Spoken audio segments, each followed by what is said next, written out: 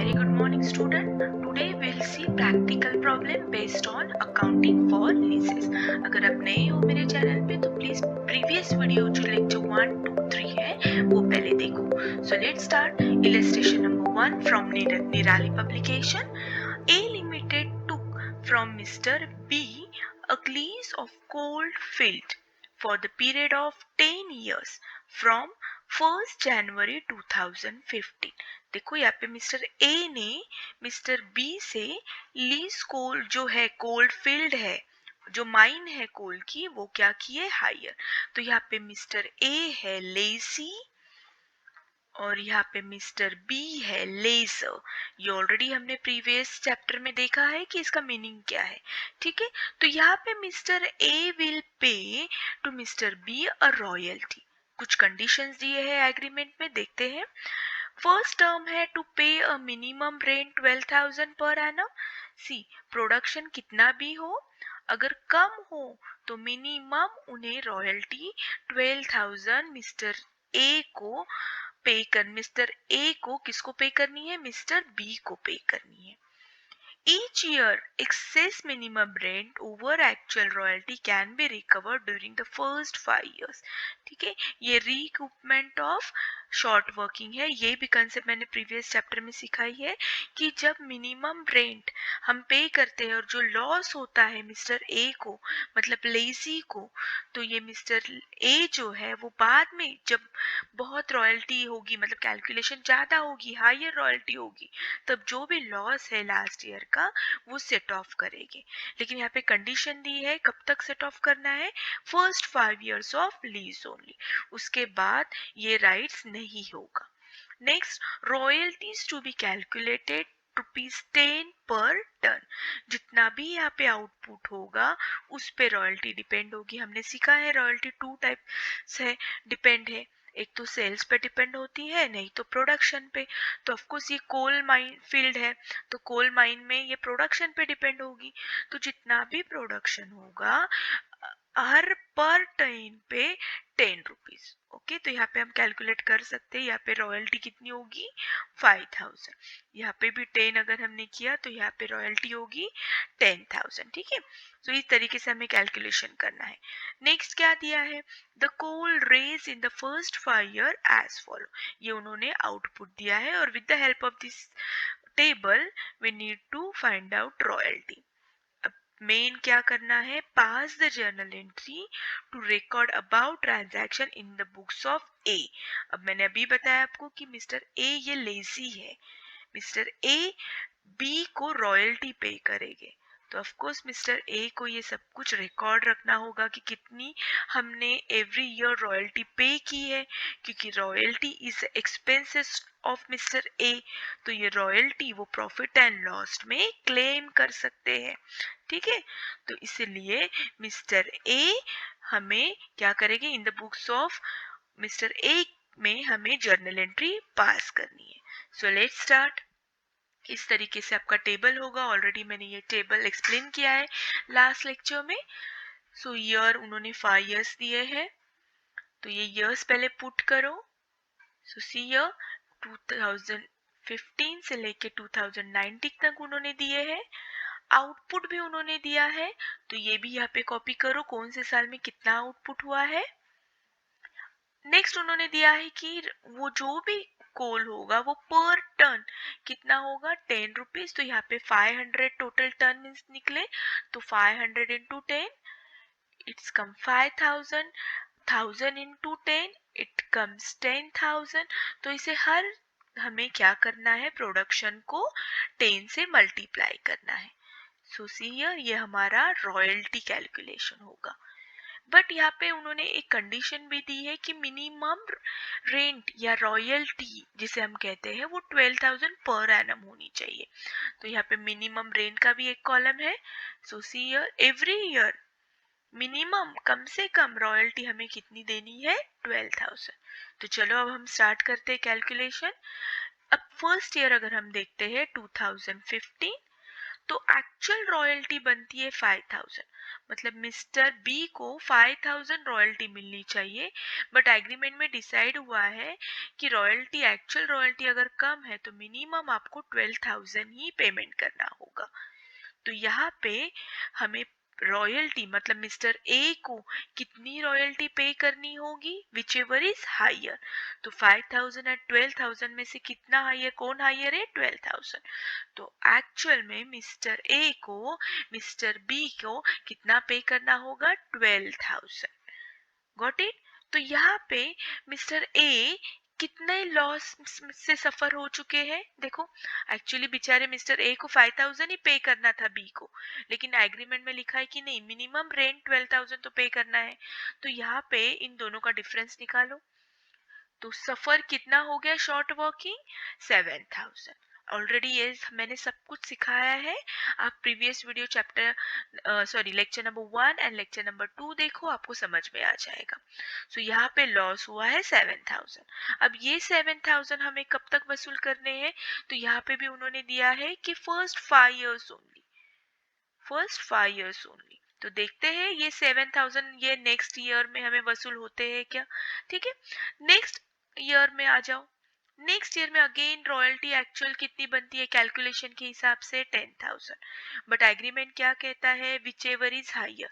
यहाँ पे minimum rate 12000 है, तो विच एवर इज हाइयर, तो यहाँ पे भी मिस्टर ए कितना पे करेंगे मिस्टर बी को, 12000।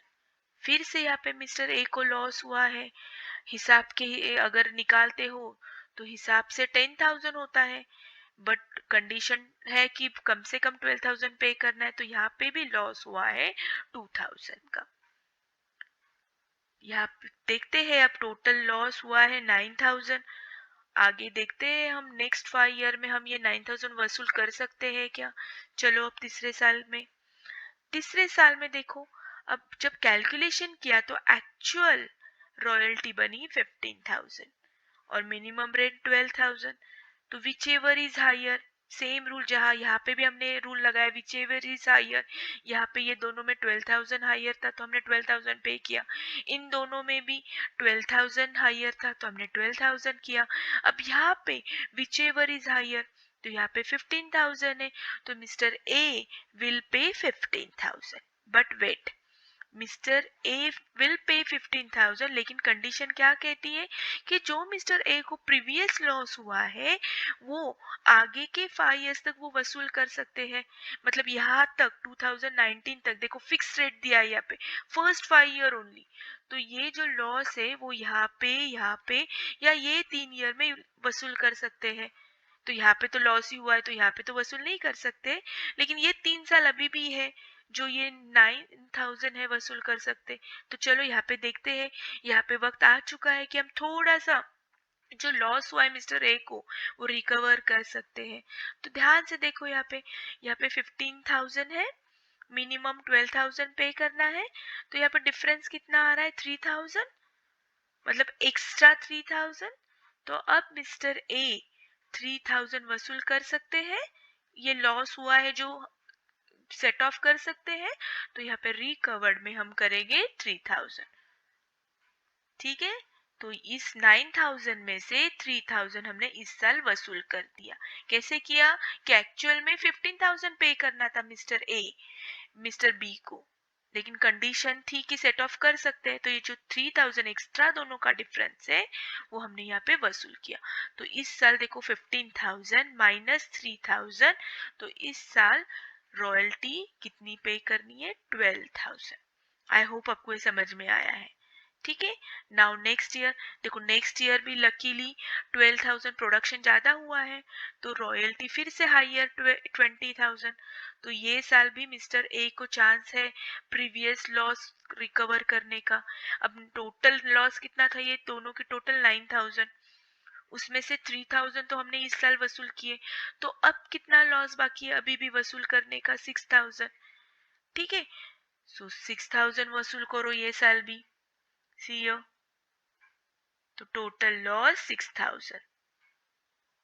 ये 6000 कैसे आया, तो इसमें से ये 7000 में से 3000 वसूल किया तो इसके 4000 बचे थे, और ये 2000 बचा था, तो ऐसे मिला कि 6000 लॉस इस साल भी मिस्टर ए ने रिकवर कर दिया। तो इस साल अब मिस्टर बी को कितना पे करना है, ध्यान से देखो। एक्चुअल पे करना था 20,000, लेकिन उसमें से हमने 6000 रिकवर किए, तो 20 में से 6000 अगर माइनस करेंगे तो इस साल मिस्टर बी को कितनी रॉयल्टी मिलेगी, 14,000। ठीक है, शायद ये फर्स्ट लेक्चर है कैलकुलेशन का, इसलिए आपको डिफिकल्ट जाएगा। वीडियो बार बार देखो, आपको समझ में आएगा। नाउ नेक्स्ट ईयर, अब देखो ये लॉस जितना भी था ये हमने कंसिडर किया था 9000, पूरा के पूरा वसूल कर चुके हैं। Let me clear this things. Okay, अब देखो जो लॉस था ये 9000 हमने ये साल में वसूल कर दिया, तो खत्म हो गया लॉस। अब नेक्स्ट ईयर फिर से देखो, फिर से प्रोडक्शन ज्यादा हुआ है, उस हिसाब से रॉयल्टी बनती है 25,000, मिनिमम रेंट 12,000, बट कंडीशन से विच एवर इज हायर, वही पे करना है जो हायर है। यहाँ पे भी हमने वही कंडीशन अप्लाई की है, तो यहाँ पे हायर कौन है, 25,000, और कोई लॉस तो है नहीं कंसिडर करना, हमने लॉस वसूल कर दिया, तो पूरे के पूरे 25,000 मिस्टर बी को इस साल मिलेंगे। तो ये एग्रीमेंट ऐसे होता है कि ना लॉस लेसी को हो ना लॉस लेजर को हो। ठीक है, इस तरीके से एग्रीमेंट बनाया जाता है। जो भी लॉस मिस्टर ए को हुआ था, लेजी को हुआ था, उन्होंने इस साल वसूल किया आगे के नेक्स्ट 5 इयर्स में से। अब लॉस खत्म हो चुका है, अब मिस्टर बी को भी इसके बाद एक्चुअल रॉयल्टी मिलेगी। कब तक मिलेगी, जब तक ये प्रोडक्शन इंक्रीज होगा। हाँ, ऐसे साल नेक्स्ट ईयर ऐसे हो सकता है फिर से प्रोडक्शन कम होगा, फिर से रॉयल्टी कम होगी, तब हम फिर से रूल लगाएंगे मिनिमम रेंट का। सो इस तरीके से हमारा कैलकुलेशन कंप्लीट हो चुका है। सो देखो, अगर कोई डाउट होगा तो प्लीज कमेंट बॉक्स में पूछो, surely I will give the answer. Okay, now will see the journal entry, क्योंकि मेन मार्क्स तो आपको जर्नल एंट्री में होगी। उन्होंने क्वेश्चन में पूछा है पास द जर्नल एंट्री। अब आपको पता है जर्नल एंट्री का फॉर्मेट कैसे होता है, इस तरीके से हमने ड्रॉ किया। अब कैलकुलेशन हमारे सामने ऑलरेडी है, हमने किया है ये कैलकुलेशन, बस ये कैलकुलेशन हमें अब ट्रांसफर करना है जर्नल एंट्री में। तो पहले फर्स्ट ईयर की जर्नल एंट्री देखेंगे। फर्स्ट ईयर की 3 जर्नल एंट्री अगर आपको समझ में आई तो आगे के 4 इयर्स की journal entry will be same. So पहली जर्नल एंट्री होगी रॉयल्टी पेएबल की। हम पहले कैलकुलेट करेंगे कि हमें कितनी रॉयल्टी पे करनी है, फिर उसके बाद हम एक्चुअल रॉयल्टी पे करेंगे, और फिर उसके बाद थर्ड जर्नल एंट्री होगी, जो भी रॉयल्टी हमने पे की है हम वो प्रॉफिट एंड लॉस में क्लेम करेंगे, मतलब ट्रांसफर करेंगे, क्योंकि रॉयल्टी इज एक्सपेंसेस, और एक्सपेंसेस हर बिजनेसमैन अपने प्रॉफिट एंड लॉस में शो करता है, तभी जाके वो प्रॉफिट कैलकुलेट कर सकता है। ठीक है, तो पहली एंट्री होगी आपकी रॉयल्टी पेएबल की। सो डेट पुट करो, सी ये जर्नल एंट्री होगी आपकी रॉयल्टीज अकाउंट डेबिट 5000। देखो आपकी एक्चुअल रॉयल्टी थी 5000, बट उसमें से आप पे करने वाले हो 12000, तो और 7000 का जो शॉर्ट वर्किंग था वो हमने ऐड कर दिया 7000 टू मिस्टर बी लिमिटेड 12000। तो मिस्टर बी को कितना पे करना है, see this is a payable, अभी तक पे नहीं किया है, इन फ्यूचर हम पे करने वाले हैं, तो पेबल, तो यहाँ पर मिस्टर बी हमारे क्रेडिटर्स बन जाते हैं। ठीक है, और creditors always comes credit side because they are the giver, उन्होंने हमको उधारी क्रेडिट दी है। ये आपका बेस 11th और 12th में ऑलरेडी क्लियर हो चुका है। ठीक है, तो understood why we have given mister B credit here, because right now he is a creditor, payable, हमें पे करना है उन्हें। Okay, and these two are expenses, so debit all expenses and losses, already 11-12 में सीखा है हमने। so that is why ये दो चीजें हमने डेबिट में लिखी, और पे कितना करना है 12000, सो बी हमने क्रेडिट में लिखा। नरेशन लिखो, नाउ नेक्स्ट एंट्री अब हमें करनी एक्चुअल पेड। अभी कैलकुलेशन तो हो गया, डिसाइड हो गया कि हमें मिस्टर बी को 12,000 पे करना है। अब हम उन्हें पे करेंगे, तो यहाँ पे रिसीवर मिस्टर बी बनेंगे 2। क्या होगा हमारा, बैंक से खाली होगा। यहाँ पे कहीं मेंशन नहीं किया है कि हमने कैश पेमेंट किया है कि बैंक पेमेंट किया है, बट यूजुअली ये रॉयल्टी वगैरह हम बैंक से ही पे करते हैं। ठीक है, तो हमारा यहाँ पे बैंक बैलेंस डिक्रीज हो गया। बैंक इज द गिवर, हमारे बैंक ने मिस्टर ए को, सॉरी मिस्टर बी को पैसे दिए, तो mister B is the receiver and our bank is the giver. So debit mister B होगा और क्रेडिट बैंक होगी। ठीक है, कितना पे करना है हमें, हमने कैलकुलेट कर दिया है यहाँ पे 12,000। ठीक है, सो ये ऑलरेडी हमने 11 12 में बेस सीखा है। नाउ थर्ड एंट्री होगी प्रॉफिट एंड लॉस की। तो देखो थर्ड एंट्री हमें क्या करनी है प्रॉफिट एंड लॉस की। तो profit and loss is a nominal account, तो डेबिट द एक्सपेंसेस। तो प्रॉफिट एंड लॉस को हम डेबिट करेंगे और रॉयल्टी ट्रांसफर करेंगे। लेकिन कितनी करेंगे, देखो ये तो अभी तक लॉस है, ये हमने देखो यहाँ पे, ये जब रिकवर होगा इस साल, तब हम प्रॉफिट एंड लॉस में इस साल बताएंगे इसको। तो अभी तो सिर्फ हम ये 5,000 ही फिलहाल प्रॉफिट एंड लॉस में ट्रांसफर करेंगे, क्योंकि यही हमारी एक्चुअल रॉयल्टी है। गॉट इट, ये जब हम वसूल करेंगे बाद में, तब अगले साल ये हम ट्रांसफर करेंगे। Okay, next one. तो 3 एंट्री आपको कंपलसरी करनी है एवरी ईयर। पहली एंट्री होगी आपकी पेएबल, कि एक्चुअल आपको कितना पेमेंट करना है as a royalty. Second entry होगी एक्चुअल में आपने कितना पेड किया है। और थर्ड एंट्री होगी transfer to profit and loss. ये 3 एंट्री कंपलसरी एवरी ईयर आपको करनी है। ओके, तो चलो नेक्स्ट ईयर देखते हैं हम लोग। नेक्स्ट ईयर की सेम एंट्री, पहले हम पेएबल निकालेंगे। सेम एंट्री है, नो एक्सप्लेनेशन नीड हियर। सो हमारी रॉयल्टी देखो, हमारी 10,000 है, बट 2,000 भी हमें यहाँ पे लिखनी है शॉर्ट वर्क की, क्योंकि एक्चुअल हमें पे करनी है 12,000 मिनिमम। देखो यहाँ पे पेएबल। ठीक है, तो पेएबल हो गई। अब नेक्स्ट हमें पेड करने का वक्त आ चुका है। अब पेड करो, B is the receiver, bank is the giver. कितनी पेड करनी है, यहाँ पे हमने कैलकुलेशन किया, ये कॉलम पे ध्यान दो। ठीक है, तो हमें 12,000 पे करनी, तो हमने 12,000 पे कर दी। ठीक है, अब हमें क्या करना है, थर्ड एंट्री ट्रांसफर करनी है प्रॉफिट एंड लॉस में। बट कितना हम रॉयल्टी ट्रांसफर करेंगे, सिर्फ 10,000 करेंगे। ओके, क्योंकि फिलहाल तो 10,000 ही, अगर कैलकुलेशन के हिसाब से आप देखोगे तो 10,000 ही रॉयल्टी आती है। ये 2,000 जब वसूल होगा तब हम एंट्री करेंगे इस साल में। देखो ये वसूल हो चुका है। ठीक है, तो फिलहाल हम ट्रांसफर करेंगे प्रॉफिट एंड लॉस में 10,000।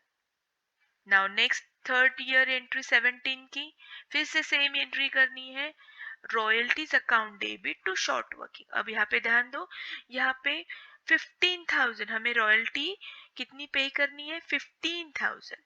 ठीक है, तो उसमें से 3,000 यहाँ पे रिकवर्ड हो चुके हैं। तो देखो मैंने कहा था 3,000, तो यहाँ पे अब 3,000 रिकवर्ड हो गए, मतलब यहाँ पे ये हमारा इनकम बना। ठीक है, पहले प्रीवियस 2 एंट्री में वो लॉस था हमारा, बट यहाँ पे हमें 3,000 रिकवर्ड हुए, हमें मतलब मिस्टर ए को।